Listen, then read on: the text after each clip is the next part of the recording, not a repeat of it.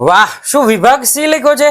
ધોરણ 12 વિષય એકાઉન્ટ, બોર્ડની પરીક્ષા નજીક આવી રહી છે ને વિભાગ સી સાહેબ કેવી રીતે લખવો ને એનું બેસ્ટ ઉદાહરણ હું તમને આપું.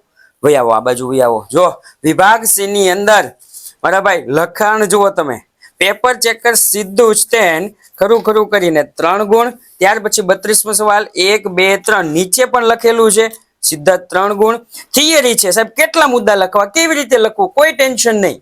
2 મુદ્દા લખ્યા છે, 2 મુદ્દા અહીંયા લખ્યા છે, ટોટલ 3 મુદ્દા લખવાના હોય પણ ટોટલ 4 મુદ્દા લખ્યા છે.